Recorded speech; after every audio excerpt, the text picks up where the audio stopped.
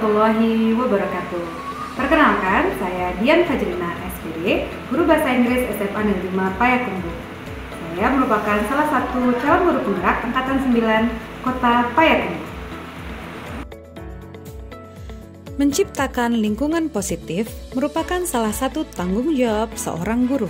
Lingkungan positif adalah sebuah lingkungan di mana warga sekolahnya saling mendukung, saling belajar, dan saling bekerja sama sehingga tercipta kebiasaan-kebiasaan baik. Kebiasaan-kebiasaan baik ini nantinya akan berkembang menjadi karakter-karakter positif, sehingga pada akhirnya akan membentuk budaya positif. Dengan dijalankannya budaya positif di sekolah, tujuan pendidikan nasional akan mudah dicapai. Hal ini sesuai dengan filosofi Ki Hajar Dewantara mengenai pendidikan yang berpihak pada murid dan bersifat menuntun tumbuh atau hidupnya kekuatan kodrat yang ada pada murid. Budaya positif ini dapat terwujud jika seorang guru memiliki nilai dan peran guru penggerak, yaitu berpihak pada murid, mandiri, reflektif, kolaboratif, dan inovatif. Budaya positif akan terwujud jika seluruh warga sekolah berkolaborasi menjalankan keyakinan sekolah yang telah disepakati bersama. Terbentuknya budaya positif sekolah merupakan salah satu perubahan yang sesuai dengan visi guru penggerak. Hal ini dilakukan agar sekolah menjadi tempat yang aman, nyaman, dan berpihak pada murid.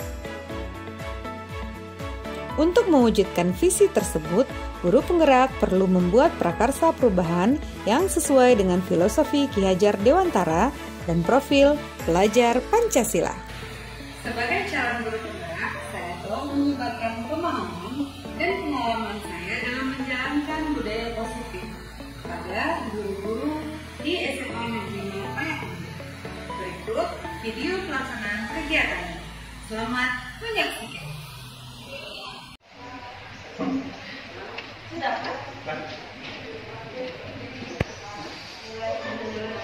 Assalamualaikum warahmatullahi wabarakatuh. Puji syukur marilah kita ucapkan kehadirat Allah Subhanahu wa Ta'ala yang telah memberi kita kesehatan sehingga kita bisa berkumpul di ruangan kita yang dimulai dan yang dicintai. Salawat serta salam pada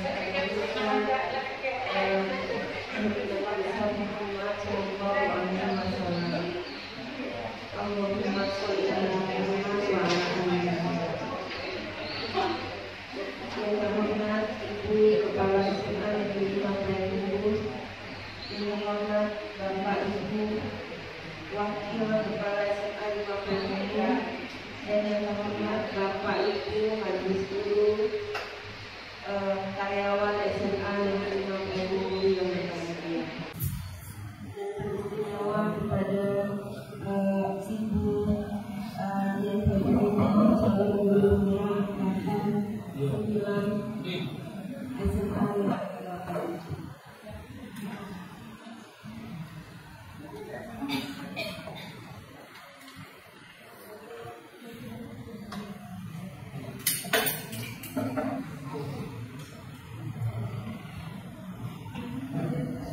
Baiklah Bapak Ibu, sebelumnya kami mengucapkan terima kasih kepada Bapak Ibu yang layak yang telah berkenan hadir pada pagi ini, juga untuk kita bersama-sama menyimak penyebaran pemahaman dan pengalaman budaya positif yang merupakan salah satu aksi nyata dari program guru penggerak. Hal ini akan disampaikan oleh Ibu Dian Fajrina, calon guru penggerak angkatan 9 Kota Payakumbuh yang berasal dari SMA Negeri 5 Payakumbuh. Kepada Bu Dian, kita persilakan.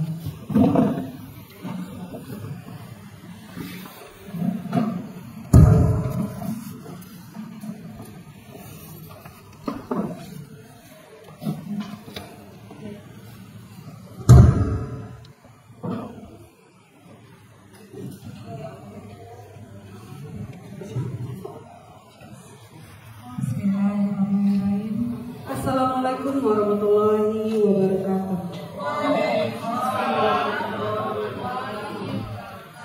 Alhamdulillah, alhamdulillahilladzi arsalana rasulahu bil huda wa dinil haq liyudhhirahu 'ala dini kulli wa law kana al-mushrikuuna walau kariha al-munafiqun. Asyhadu an la ilaha illallah wa asyhadu anna Muhammadan abduhu wa rasuluh la nabiyya ba'dahu. Amma ba'd. Yang terhormat Ibu Kepala Sekolah, yang terhormat Bapak Ibu Wakil Kepala Sekolah, yang saya hormati Bapak Ibu peserta penyebaran pemahaman dan pengalaman budaya positif pada kegiatan vaksin data di SMA Negeri Matai Bogor. Marilah kita panjatkan puji beserta syukur kehadirat Allah Subhanahu wa taala yang telah melimpahkan rahmat dan karunia-Nya kepada kita sehingga kita dapat berkumpul di laboratorium sama menimba yang kita cintai ini. Salam dan salam yang kita sampaikan kepada Junjungan kita Nabi besar Muhammad sallallahu alaihi wasallam. Allahumma shalli ala Muhammad yang telah membawa kita dari dalam kebodohan kepada alam yang berilmu pengetahuan seperti saat sekarang ini. Baik Bapak Ibu, sebelumnya saya perkenalkan diri.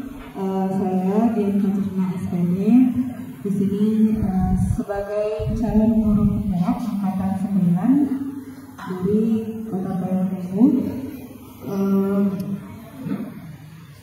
Di dalam pendidikan guru penggerak ini kita tidak hanya belajar untuk mengembangkan diri, tapi juga untuk melakukan penyebaran pemahaman dan aksi nyata di lingkungan sekolah kita. Jadi hari ini saya akan melakukan aksi nyata menyebarkan pemahaman dan pengalaman budaya positif. Oke, Bapak Ibu, salah satu tanggung jawab kita sebagai seorang guru adalah bagaimana menciptakan lingkungan positif yang terdiri dari warga sekolah yang saling mendukung, saling belajar dan saling bekerja sama sehingga tercipta kebiasaan-kebiasaan baik. Jadi kalau kita semuanya saling mendukung, akan tercipta kebiasaan-kebiasaan yang baik. Lalu kebiasaan-kebiasaan baik itu akan tumbuh menjadi karakter-karakter yang baik. Kalau kita menginginkan karakter yang baik, kita harus punya kebiasaan yang baik. Lalu pada akhirnya karakter-karakter yang baik itu dan kebiasaan-kebiasaan yang baik itu akan membentuk suatu budaya positif. Suatu lingkungan yang aman dan nyaman akan memberikan murid kesempatan dan kebebasan untuk berproses, belajar, membuat kesalahan, lalu belajar lagi sehingga mampu menerima dan menyerap suatu pembelajaran. Jadi kesalahan itu adalah suatu proses di mana siswa bisa belajar. Perlu diingat bahwa selama seseorang merasakan tekanan-tekanan dari lingkungannya, maka proses pembelajaran akan sulit terjadi. Jadi kalau siswa merasa tertekan, maka mereka akan sulit untuk belajar. Dan salah satu tanggung jawab kita sebagai seorang pendidik adalah menghilangkan atau mencabut gangguan-gangguan yang menghalangi proses pengembangan potensi murid tersebut. Baik Bapak Ibu, konsep inti budaya positif yang pertama adalah perubahan paradigma pembelajaran, yang kedua disiplin positif, yang ketiga nilai-nilai kebajikan, dan kita akan belajar tentang kebutuhan dasar manusia, motivasi perilaku manusia, posisi kontrol guru, keyakinan kelas, dan segitiga restitusi. Jika kita ingin berubah, yang pertama harus kita ubah adalah isi kepala. Betul Bapak Ibu? Mindset kalau dalam bahasa Inggrisnya. Kita harus merubah paradigma pembelajaran kita. Di kurikulum Merdeka ini kita punya paradigma pembelajaran baru, yaitu pembelajaran yang dirancang berdasarkan prinsip pembelajaran berdiferensiasi. Beberapa waktu yang lalu kami sudah melaksanakan praktik pembelajaran berdiferensiasi dan sudah membagikan di WA Bapak Ibu yang official. Di situ merupakan salah satu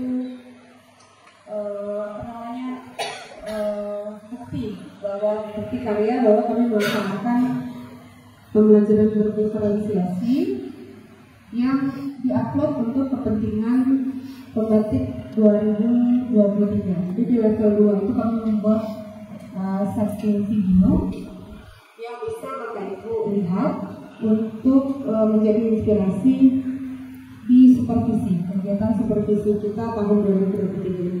Di situ juga kami melampirkan ada video pemenang dari apresiasi GTK tahun 2022. Jadi pemenang itu memang melakukan pembelajaran berdiferensiasi.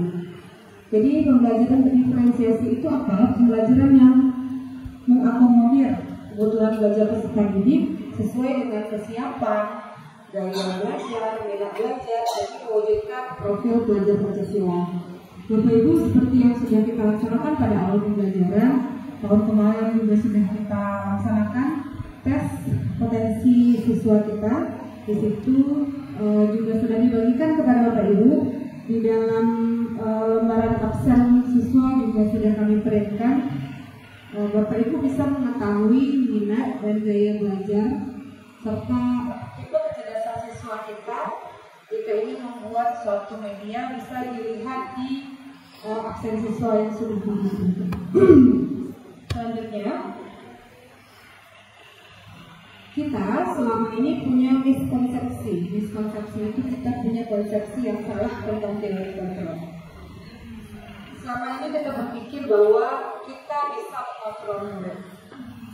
Bapak Ibu yakinlah tidak ada satu orang pun yang bisa mengontrol orang lain, tingkah laku, perilaku, bahkan pikiran orang lain, selama orang tersebut tidak mengizinkannya. Jadi selama ini kita merasa ketika siswa kita perlu untuk memasukkan baju ke dalam kain baju keluar, kita sudah masukkan baju, ketika dia tidak mau kontrol oleh kita, itu tidak akan pernah terjadi. Apa yang terjadi ketika mereka memasukkan baju? Artinya mereka mengizinkan kita untuk mengontrol mereka. Jadi mengizinkan dengan benar-benar punya kontrol itu berbeda. Selanjutnya, ilusi bahwa semua penguatan positif dan bermanfaat. Terkadang penguatan positif juga tidak bermanfaat, Bapak Ibu.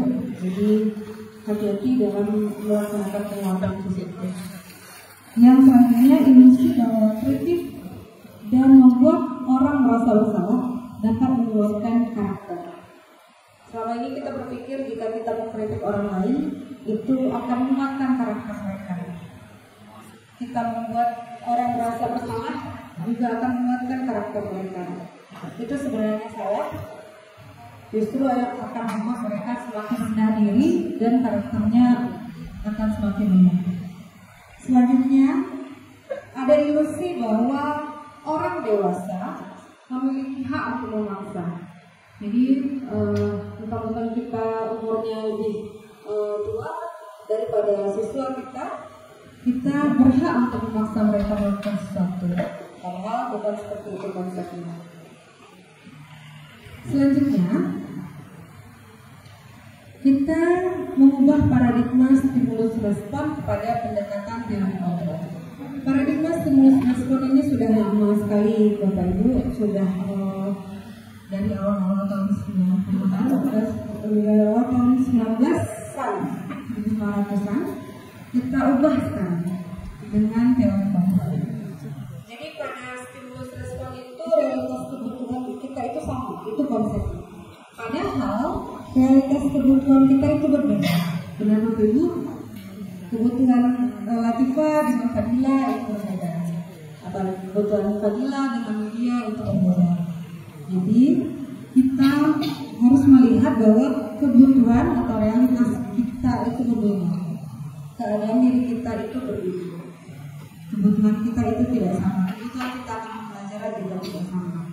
Selanjutnya, stimulus respon, semua orang melihat hal yang sama. Ada satu kejadian, semua orang melihat kejadian itu seperti A. Padahal setiap orang itu memiliki gambaran yang berbeda. Pernah dicontohkan bahwa ada satu masalah, orang-orang datang kepada seorang yang bijak mengatakan bahwa menurut pengalaman saya sapi itu dia ekornya panjang, jadi kalau dia pegang ekornya saja berarti dia berbulu.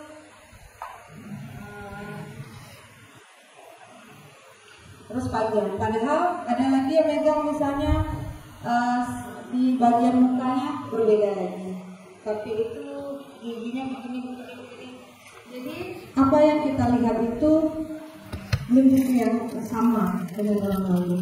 Karena Bapak Ibu lihat meme-meme di Instagram atau di internet, satu orang berdiri di sebelah sini melihat bahwa itu adalah angka 6.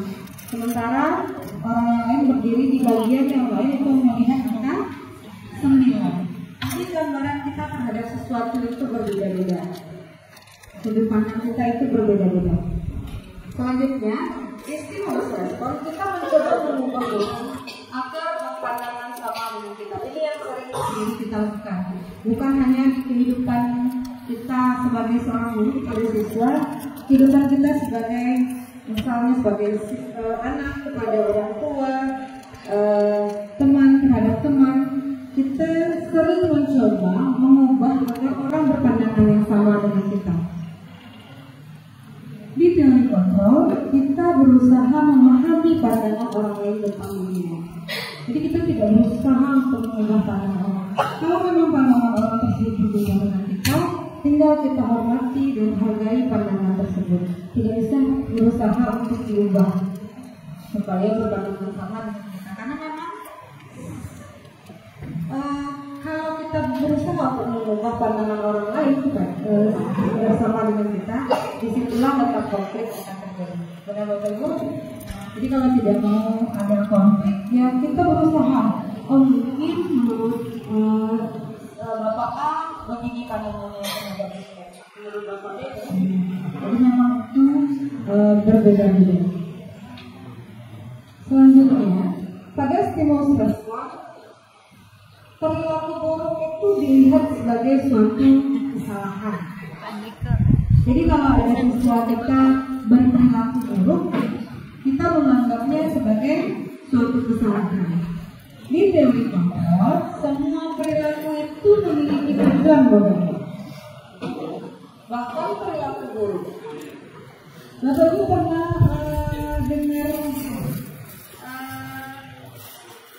pernah nonton film, mungkin tapi saya belum nonton ya, tapi tahu ada film Hollywood Joker gitu kan, atau film-film kriminal lainnya. Di situ dijelaskan bahwa apa yang mendasari mereka melakukan sesuatu. Jadi kalau kita lihat dari sisi mereka, ada kita bisa memahami kenapa mereka bisa berlaku seperti itu. Jadi siswa juga berperilaku buruk itu jangan dinilai sebagai suatu kesalahan, tapi kita pahami kenapa mereka melakukan hal tersebut. Karena setiap perilaku atau semua perilaku itu memiliki tujuan.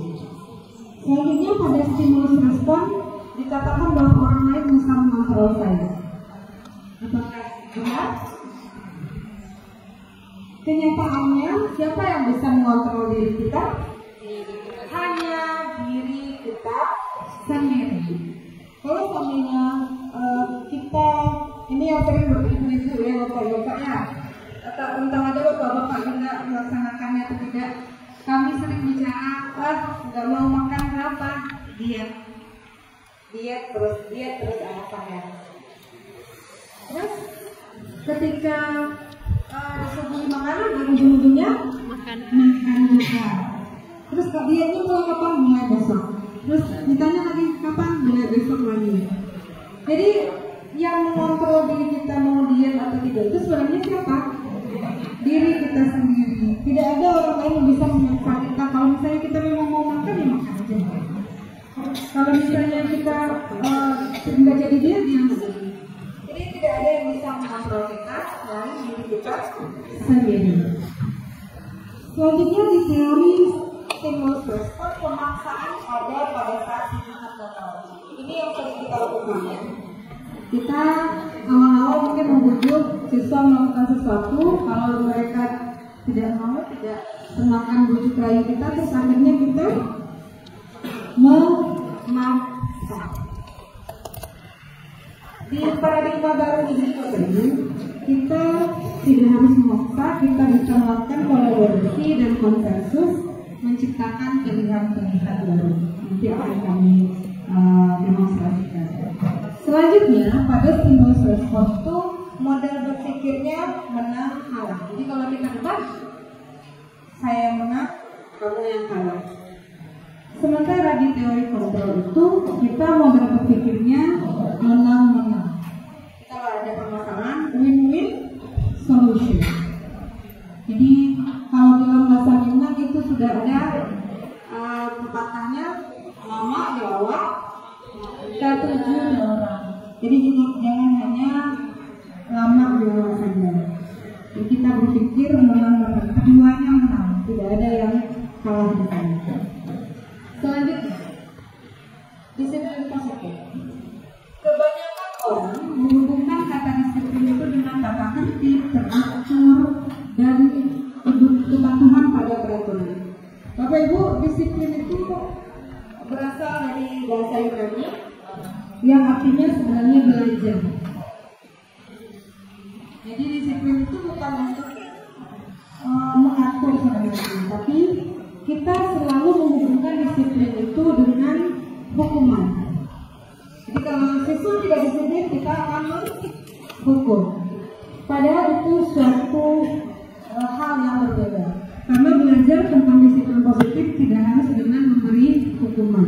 Justru itu adalah salah satu alternatif pikir, dan bila perlu hukuman itu tidak kita gunakan sama sekali. Selanjutnya, tujuan dari disiplin positif itu adalah menanamkan motivasi pada murid-murid untuk menjadi orang yang mereka inginkan dan menghargai diri sendiri dengan nilai-nilai yang mereka percaya. Jadi tujuan kita itu untuk mereka agar menjadi orang yang mereka inginkan.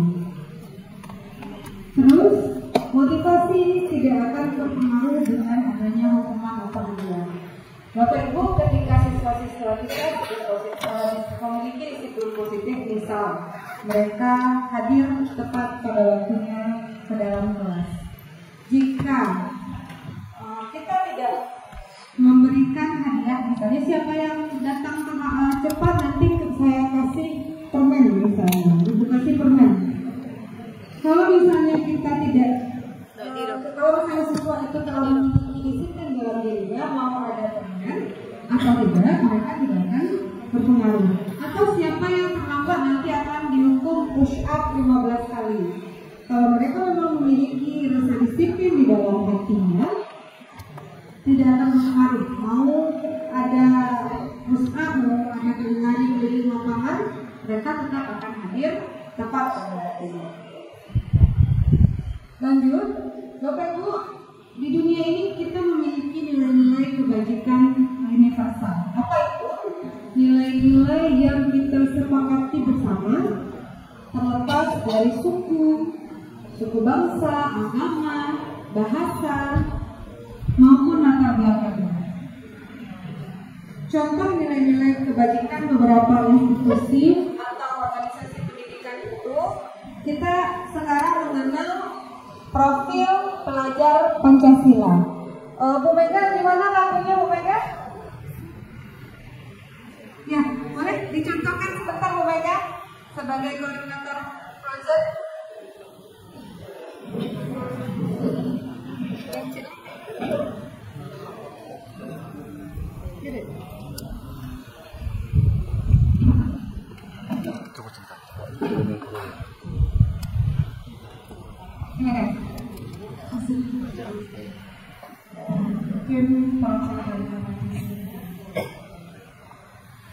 Pelajar Pancasila beriman dan bertakwa kepada Tuhan Maha Esa dan berakhlak mulia.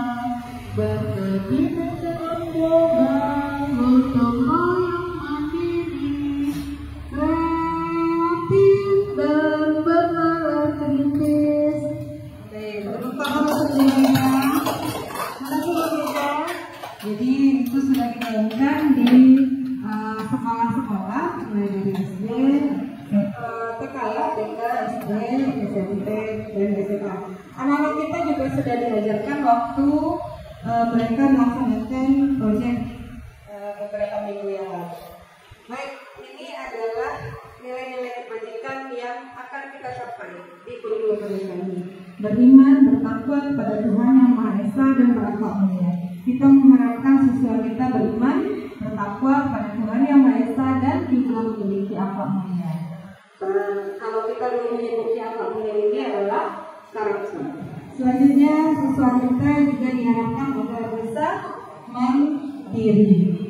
Jadi Bapak Ibu, ayat Pak Ustadz satu yang kita, jadi kita salah jika meninggalkan generasi yang lemah, gitu ya. Kalau seandainya kita nggak ada, berarti gimana anak-anak kita? Makanya kita harus menyiapkan generasi yang kuat, yang bisa mandiri, walaupun kita tidak ada lagi di dunia ini. Selanjutnya, ini yang paling penting Bapak Ibu, di zaman sekarang, di mana artificial intelligence sudah sangat berkembang. Beberapa waktu yang lalu saya melihat ada video beberapa robot sudah jalan-jalan di kota di Amerika dan duduk minum kopi di sana. Benar-benar sudah sangat pesat kemajuan teknologi kita. Kalau kita suruh siswa kita menghafal saja, sekarang nggak perlu menghafal, kita mau tanya apa saja sudah ada di Google, sudah ada di ChatGPT, sudah ada di satu lagi yang dari Microsoft Edge, apa namanya? Jadi semuanya sudah ada. Kita tidak perlu menyuruh orang kita menghafal karena semuanya sudah tersedia. Yang perlu kita lakukan adalah kita membuat mereka mampu atau mengajari mereka mampu bernalar kritis. Yang harus kita tanyakan bagaimana menurut pendapat Anda tentang kasus tersebut, bagaimana penyelesaiannya menurut Anda, gitu. Jadi kita tidak usah menyuruh mereka untuk menghafal terlalu banyak karena semua jawaban sekarang sudah ada di internet ya, mereka bisa melihat apa-apa. Selanjutnya kita mengharapkan siswa kita punya sifat atau sifat berkebinekaan. Ada tagline bahwa kita bisa berpikir global, tapi bertindaknya tetap lokal. Think global and act lokal. Walaupun kemungkinan di mana-mana sekarang tentang budaya-budaya asing, jika Anda kita punya rasa kebinekaan global, mereka akan suka bertindak seperti halnya Arab. Ini lainnya orang Indonesia. Oke, selanjutnya ada nilai kebajikan selanjutnya bergotong royong. Bapak Ibu, bergotong royong adalah hal yang sudah mengakar sebenarnya di Indonesia. Sejak dahulu kala kita senang untuk bergotong royong dalam melakukan sesuatu. Maka ini kembali dilakukan kembali karena mungkin akhir-akhir ini dengan adanya teknologi kita sering hidup secara individual. Tidak mau padahal bergotong royong itu adalah hal yang sangat berbeda. Selanjutnya nilai kebajikan berikutnya adalah kreatif. Seperti yang sudah saya bilang tadi, AI sudah menggantikan banyak hal. Bahkan sekarang Bapak Ibu, kalau Bapak Ibu lihat itu lagu-lagu, padahal itu industri kreatif yang katanya tidak akan dimasuki oleh AI karena pekerjaannya membutuhkan pemikiran. Ternyata sekarang lagu sudah bisa dibuat di AI juga, lagu-lagu yang kita dengar. Terus lukisan, sekarang ada aplikasi yang kalau kita bilang tolong buatkan saya gambar wanita berhijab yang sedang duduk di tepi kolam, sudah bisa loh. Sudah ada aplikasinya yang membuat gambar secara otomatis tanpa kita harus menggambar dulu. Jadi sudah tidak perlu sentuhan tangan manusia, sudah bisa ada hal-hal yang seperti itu. Itu sebenarnya akan menunjukkan kalau siswa kita tidak lebih kreatif dari mesin, nanti mereka akan susah hidupnya ke depannya. Karena sekarang pekerjaan yang ada di dunia juga sudah banyak yang digantikan oleh mesin. Bapak Ibu,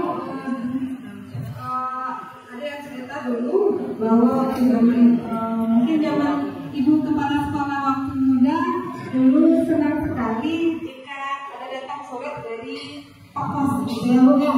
Jadi Pak Pos datang, terus rasanya ada yang bercita-cita jadi tukang pos karena keren sekali dulu pakai motor warna oranye, motornya super rasanya.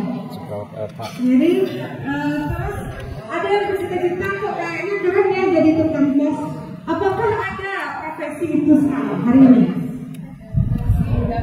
Tukang pos yang menagih tunggu gitu. Yang ada yang paket ya Bapak Ibu, karena sekarang surat dikirim secara elektronik dari email.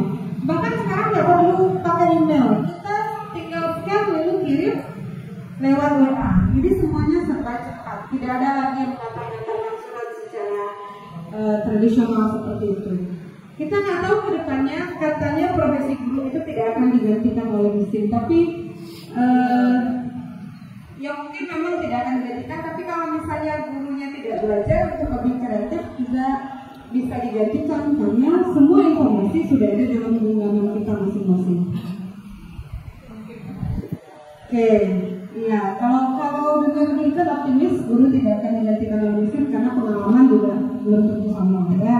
Tapi intinya kita harus berubah supaya kita tidak tergerus oleh zaman.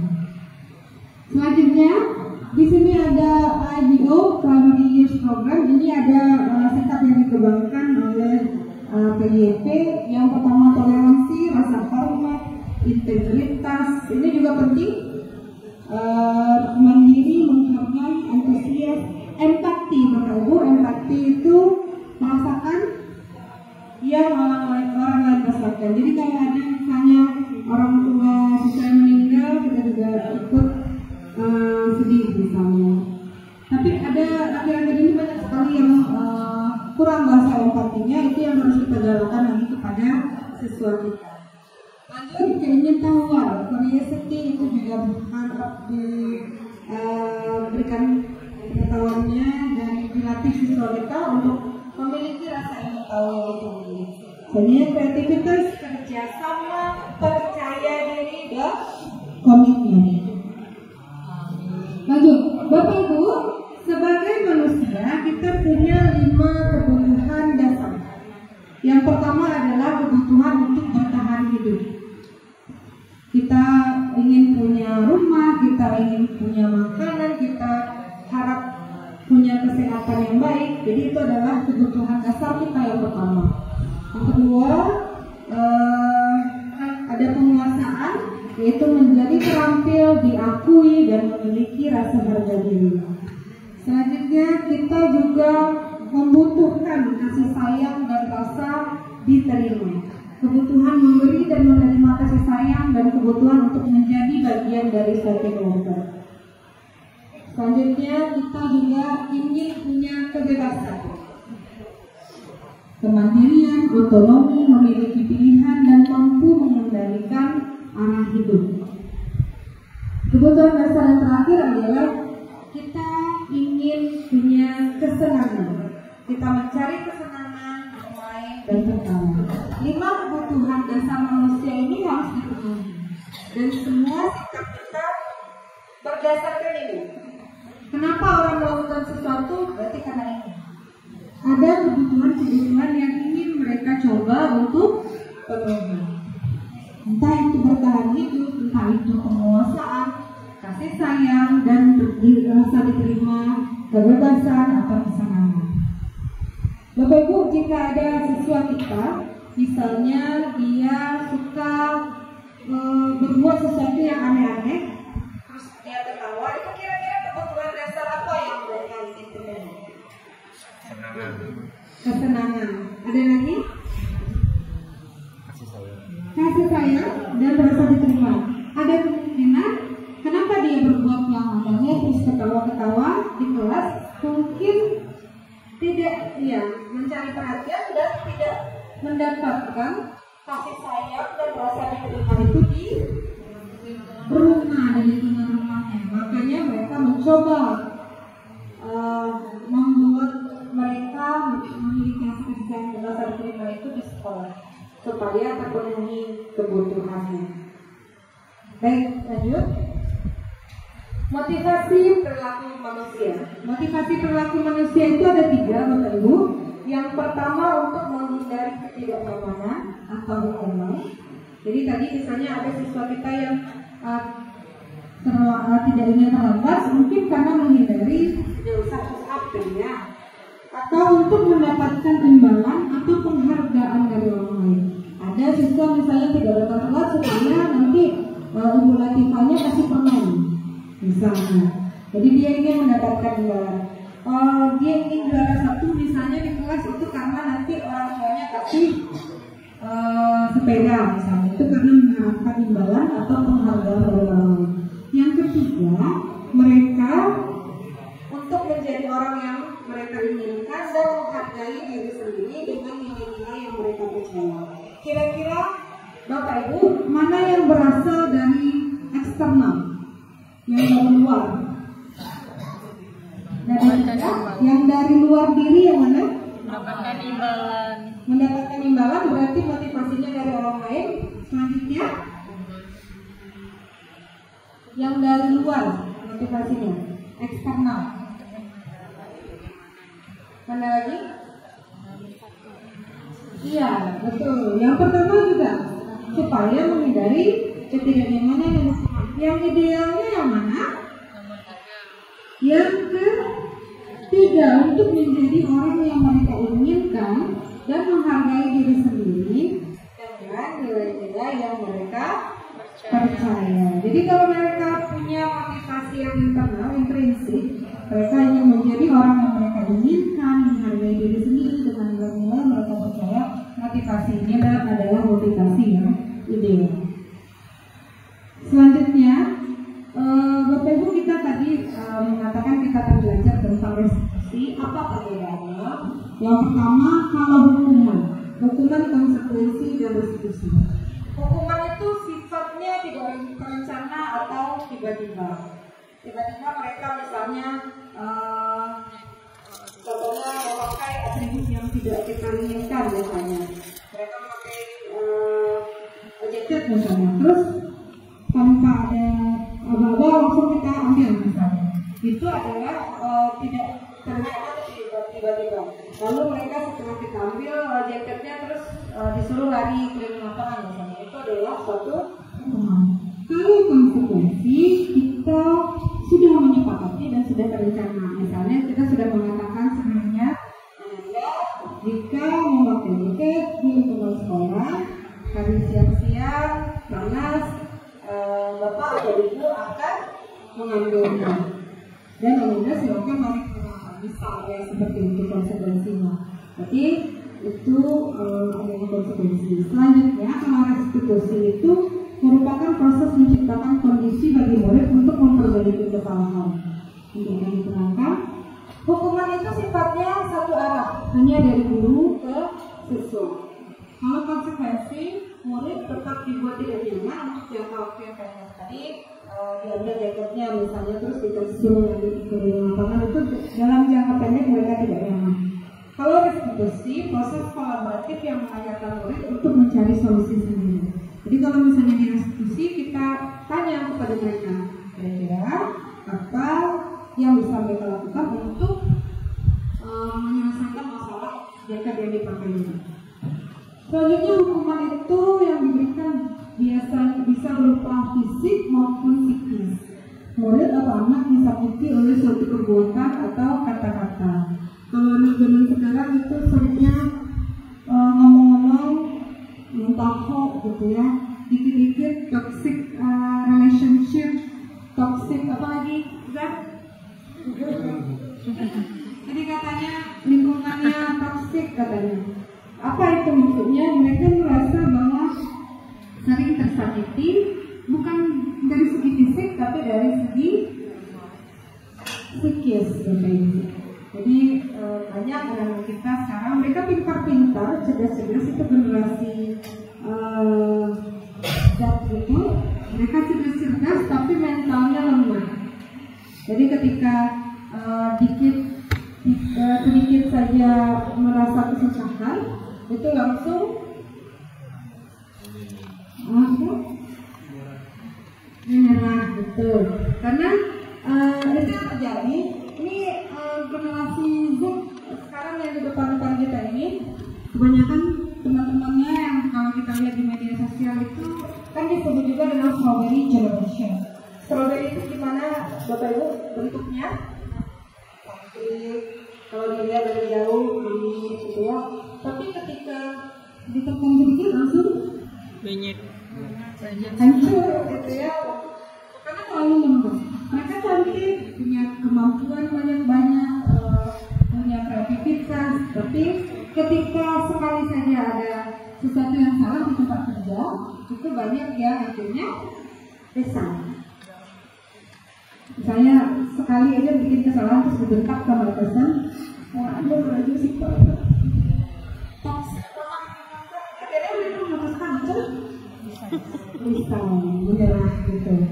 Terus mengatakan bahwa lebih baik nganggur dulu sampai menemukan lingkungan yang ideal. Apakah lingkungan yang ideal itu ada Bapak Ibu? Dimanapun kita berada akan ada yang seperti itu juga gitu ya. Masalah seperti itu mungkin sudah nih yang belum merasakan mungkin Pak Febi baru ya, karena Pak Febi baru sampai 1 bulan di sini. Oke, kita lanjut. Konsekuensi sikap berguru di sini senantiasa memonitor murid. Jadi kita kalau punya aturan dan kita melaksanakan secara konsekuensi, kita langsung siapa yang bikin kesalahan. Kita monitor semua murid.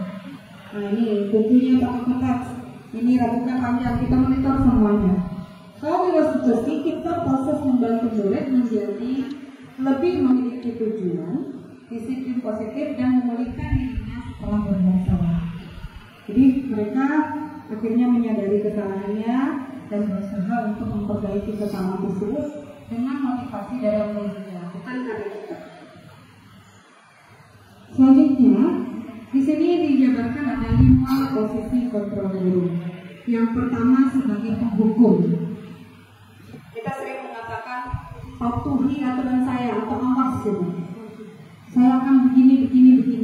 Benar Bapak Ibu? Saya juga seperti itu. Jadi kita harus banyak-banyak istighfar ternyata setelah masuk CGP ini. Banyak hal yang kita laksanakan itu salah ternyata. Posisi menghukum itu adalah posisi yang tidak baik. Selanjutnya kita juga sering membuat rasa bersalah.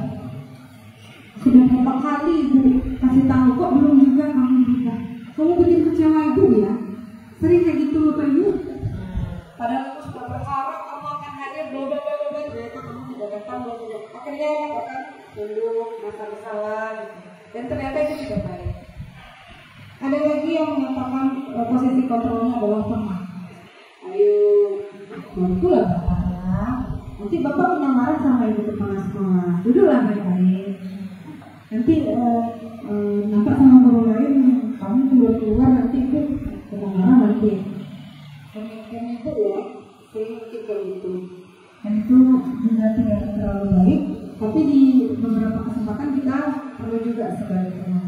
Selanjutnya kita juga sering sebagai pemantau. Terus kita bilang, kamu salah, aturannya apa? Kan harusnya begini. Nah, jadi itu posisi sebagai pemantau. Yang ideal adalah Bapak Ibu, kita sebagai manajer. Kita mengatur. Jadi kalau misalnya anak salah, terus kita tanya, nilai-nilai yang kamu yakini apa? Disiplin. Kalau kamu meyakini sikap disiplin itu baik, sedia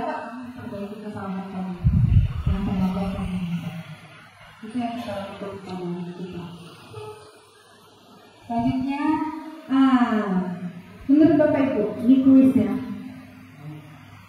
Kalau ada yang mengatakan ibu sangat kecewa sekali dengan kamu, ini posisi kontrol apa tadi? Kita lihat sebentar yang kita review. Penghukum, membuat merasa bersalah, teman, pemantau, atau manajer. Membuat merasa bersalah. Sepakat? Berarti ibu sangat kecewa sekali dengan kamu ini adalah posisi kontrol ya, pembuat merasa bersalah. Yang kedua, ya sudah, kali ini tidak apa-apa. Nanti ibu bantu bereskan. Kalau ibu? Teman. Jadi ibunya langsung membantu. Terus kalau yang ketiga, sanksi atau konsekuensinya apa? Sanksi atau konsekuensinya? Ayo. Ada yang bilang ada yang bilang penghukum, ada yang bilang manajer, ada yang bilang pemantau. Apa? Iya, pemantau. Lanjut. Lari ke lapangan 3 kali. Jelas posisi kontrolnya penghukum. Terus yang terakhir, apakah kamu mengetahui kesalahannya? Bagaimana kamu memperbaikinya? Itu adalah posisi sebagai manajer. Sama Bapak Ibu jawabannya? 1 pembuat merasa bersalah, 2 teman, 3 sanksi konsekuensinya apa, 4 penghukum, yang kelima manajer. Baik, Bapak Ibu, kita dianjurkan untuk membuat keyakinan kelas atau keyakinan sekolah. Apa itu keyakinan yang bersifat abstrak? Kenapa bukan peraturan? Karena untuk membuat inilah nilai-nilai yang kita yakini. Kalau misalnya kita sering mengatakan hadir tepat waktu jam 7.15 di dalam kelas, itu adalah tata tertib, peraturan kelas. Tapi kalau kita bilang dia disiplin, jadi nilai apa yang mereka yakini itu adalah keyakinan kelas. Tidak hanya hadir tepat waktu berarti disiplin, banyak. Terus keyakinan kelas itu berupa pernyataan-pernyataan universal, sama kayak dari profil Pancasila atau yang satunya ini. Terus pernyataan keyakinan kelas itu senantiasa dibuat dalam bentuk positif, tidak pernah menggunakan kata jangan terlambat, jangan ini, jangan itu. Kalau misalnya ada tidak boleh berlari-lari di dalam kelas, bisa diganti dengan berjalan dengan baik. Jadi tidak ada kata jangan atau tidak boleh, itu adalah bentuk negatif.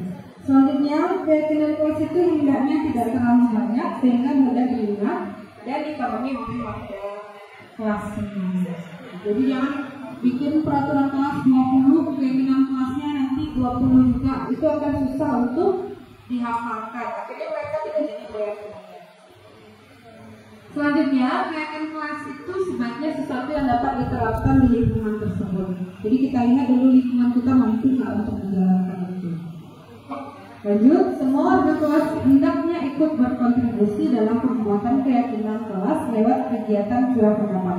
Bapak Ibu, di awal semester biasanya kita bikin keyakinan kelas, kita nanti alihkan kepada keyakinan kelas. Kita ajak siswa kita untuk bersama-sama membuat keyakinan kelas ini. Mana nilai-nilai yang kita sepakati bersama, bukan hanya kita sebagai guru yang membuat keyakinan. Lanjut, bersedia meninjau kembali keyakinan kelas dari waktu ke waktu. Jika ada yang kurang pas, kita bisa kembali merevisi. Lanjut, ini tadi tentang segitiga restitusi. Bapak Ibu sepakat tadi posisi kontrol yang paling baik adalah manajer. Yang melakukan manajer, posisi kontrol guru yang manajer itu melakukan ini, melakukan segitiga restitusi. Apa itu restitusi? Suatu proses dialog yang dijalankan oleh guru agar dapat menghasilkan murid yang mandiri dan bertanggung jawab. Ada 3 langkah-langkahnya. Yang pertama adalah menanyakan keyakinan. Bapak Ibu bisa, kalau melihat ada kesalahan, bisa menanyakan. Bukan, yang pertama adalah menstabilkan identitas. Setiap orang pasti pernah melakukan kesalahan. Kamu bukan satu-satunya yang pernah melakukan ini. Itu kita ajarkan kepada siswa kita bilang dulu kepada siswa kita supaya mereka nggak langsung down. Mereka tahu mereka punya kesalahan, kita stabilkan dulu. Namun, ya kita sebagai manusia tentu wajar membuat kesalahan. Setiap orang pasti pernah melakukan kesalahan dan kamu bukan satu-satunya.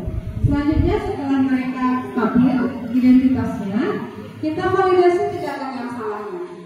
Kita tanya, kamu tentunya punya alasan mengapa melakukan hal tersebut.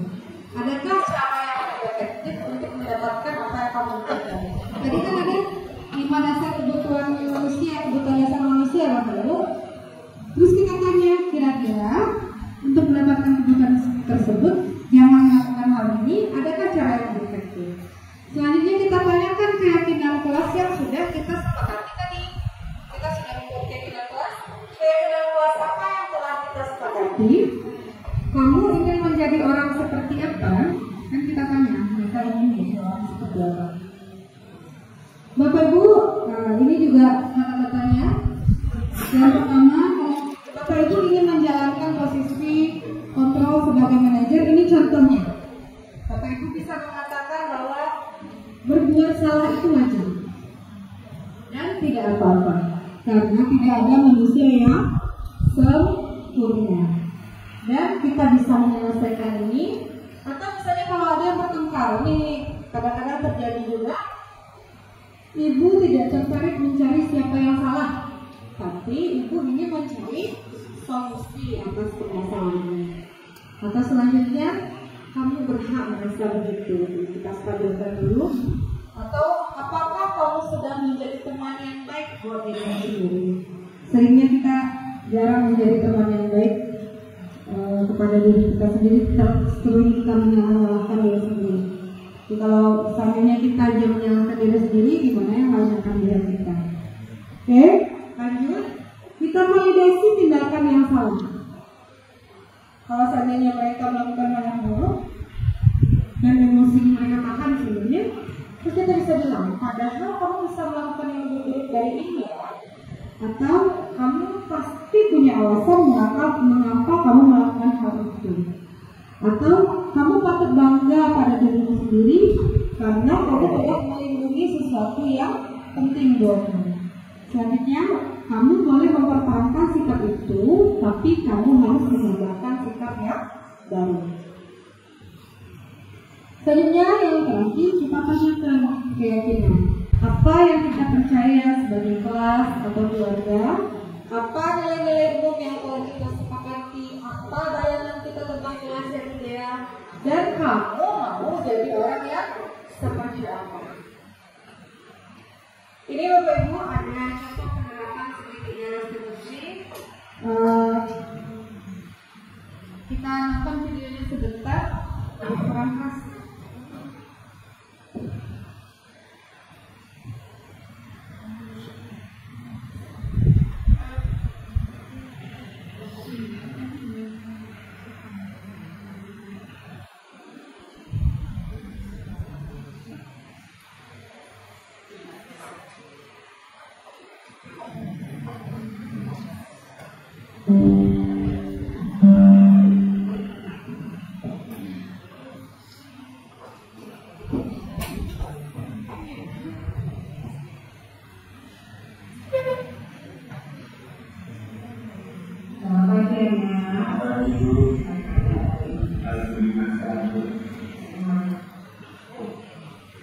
Jadi ini contoh penerapan segitiga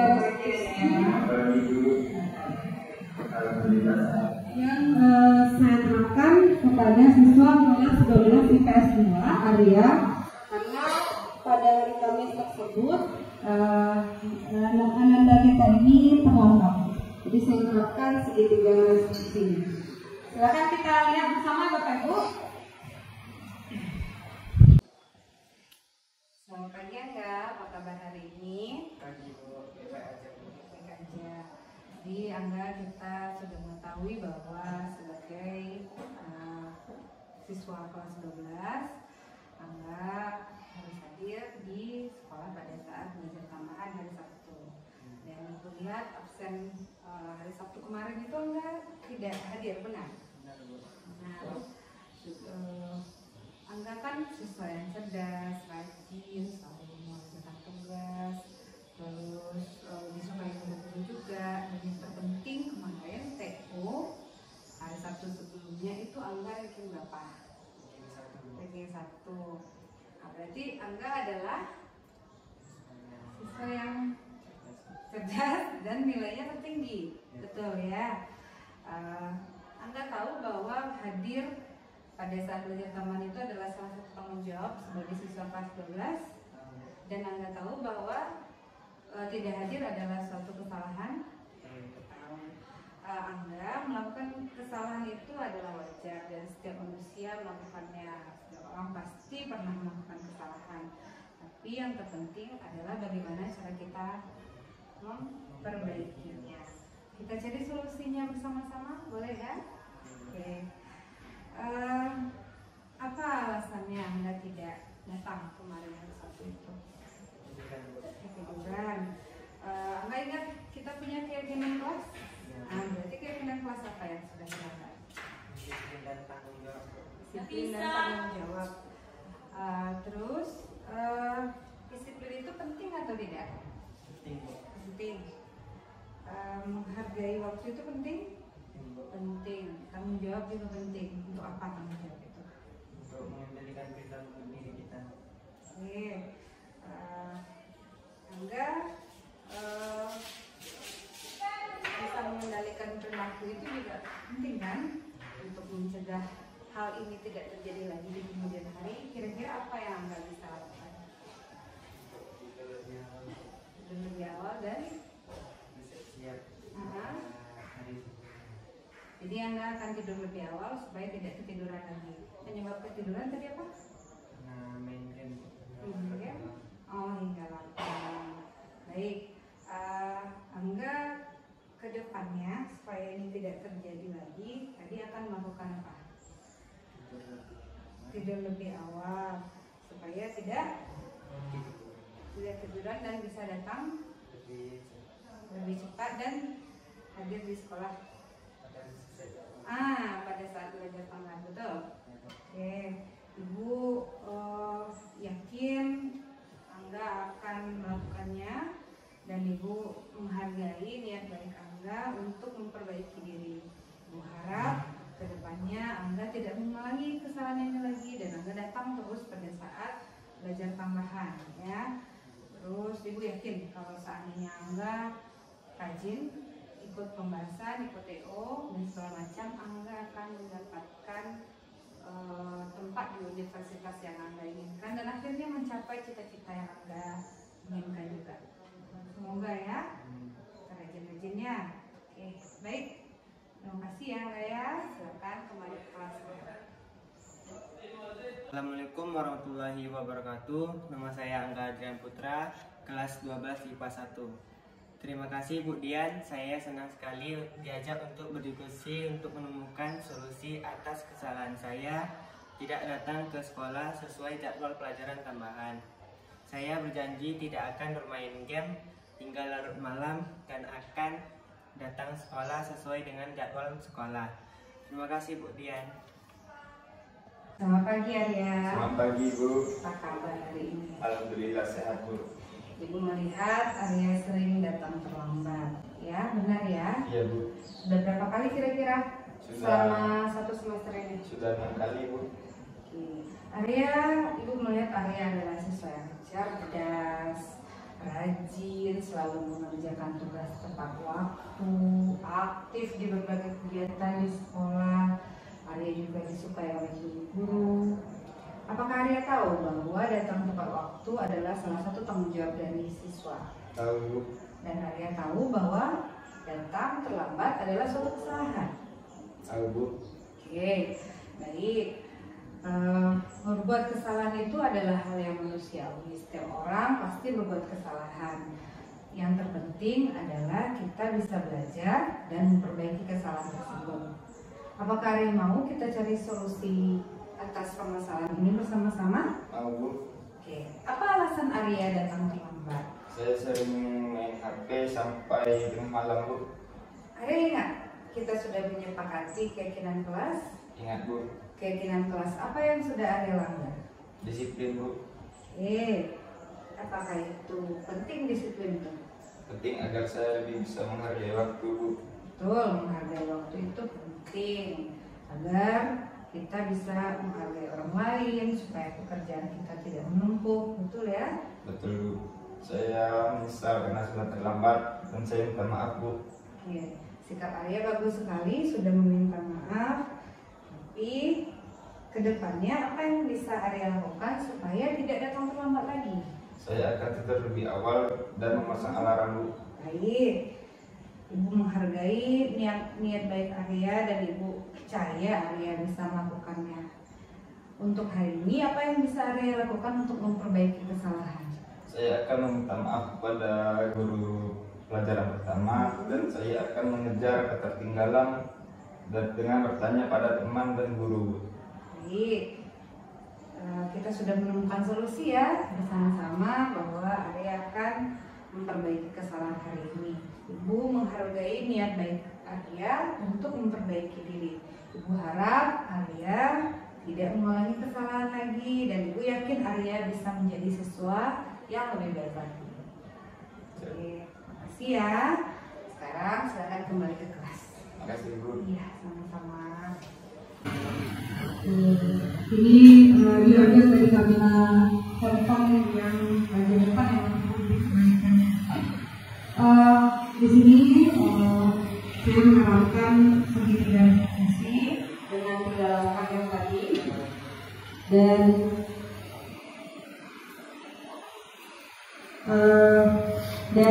saya pertama-tama melakukan stabilan identitas. Selanjutnya koreksi tindakan yang salah dan mengajarkan keyakinan.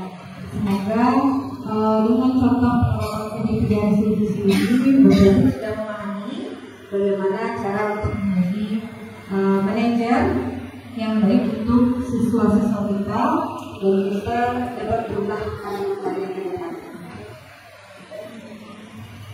Baik, Bapak Ibu, dalam rangka menciptakan budaya positif, pengamatan disiplin positif dipraktekkan untuk memastikan murid-murid yang berkarakter, disiplin, santun, jujur, peduli, dan bertanggung jawab.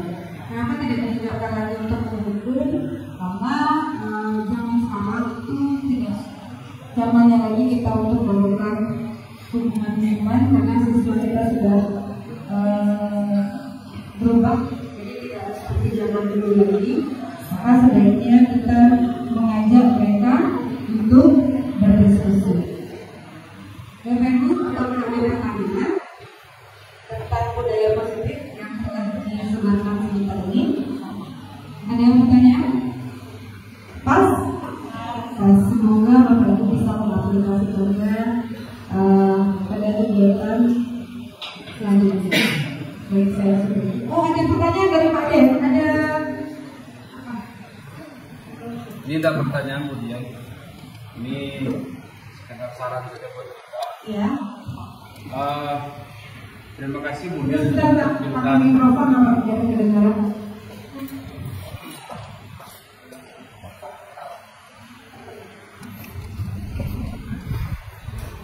Masuknya dalam rekam. Oke. Betul dapat. Tanya Bu. Ya, ini tentang air. Silakan mana mikrofon tadi? Enggak. Kalau cek.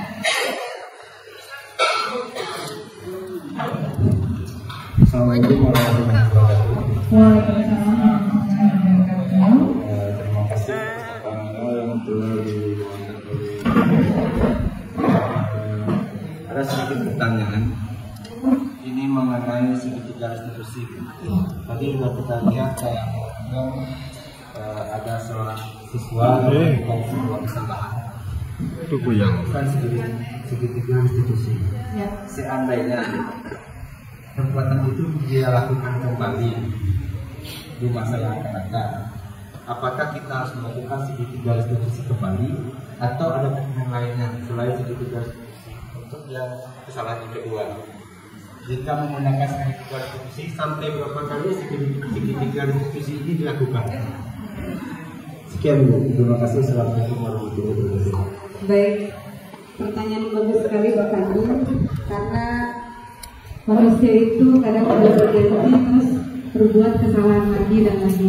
Betul ya Bapak Ibu ya.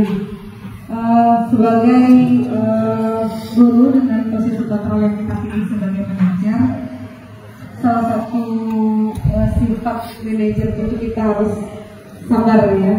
Jadi walaupun siswa kita melaksanakan hal tersebut lagi, kita ulang lagi segitiga restitusi lagi sampai ada tersebut sadar. Jadi jangan pernah bosan Bapak Ibu, karena kenapa kita yang dipilih untuk, seperti kata Ibu Kepala Sekolah kemarin ya Bu, waktu briefing, kenapa Bu Novita dipilih untuk di sini? Kenapa ngajarnya Bu Inamawati di sini? Itu karena Allah mengatakan, bukan mengira ya, Allah mengatakan bahwa kita itu adalah orang-orang yang mampu untuk mengubah peserta didik kita tersebut. Baik, Bapak Andi, terima kasih. Bapak Ibu, kita tutup acara kita. Tidak ada pertanyaan lagi. Assalamualaikum warahmatullahi wabarakatuh. Secara keseluruhan, saya sudah memahami konsep-konsep inti budaya positif seperti disiplin positif, nilai-nilai kebajikan universal, motivasi perilaku manusia, keyakinan sekolah atau kelas, kebutuhan dasar manusia, posisi kontrol, dan segitiga restitusi.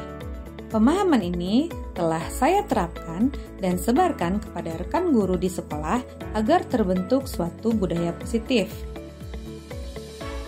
Setelah mempelajari modul 1.4, saya banyak berefleksi. Saya menyadari bahwa saya memiliki banyak kesalahan kepada murid-murid. Selama ini, saya memposisikan diri sebagai penghukum, pembuat rasa bersalah, dan pemantau saja. Perubahan yang saya rasakan adalah saya belajar menerapkan posisi kontrol sebagai manajer, di mana saya akan mempersilahkan murid mempertanggungjawabkan perilakunya dan mendukung murid agar dapat menemukan solusi atas permasalahannya sendiri. Beberapa waktu yang lalu, saya mengajak siswa yang sering datang terlambat untuk berdiskusi. Saya menggunakan 3 tahapan dalam segitiga restitusi, yaitu menstabilkan identitas, validasi tindakan yang salah, dan menanyakan keadaan. Saya senang sekali bisa berdiskusi dengan murid. Saya juga merasa termotivasi untuk berubah dan yakin dapat membentuk budaya positif di sekolah jika semua guru melakukan hal yang sama. Saya juga merasakan murid akhirnya dapat menemukan solusi atas kesalahannya dan nampak sudah memiliki motivasi internal untuk menerapkan nilai-nilai kebajikan yang diyakini.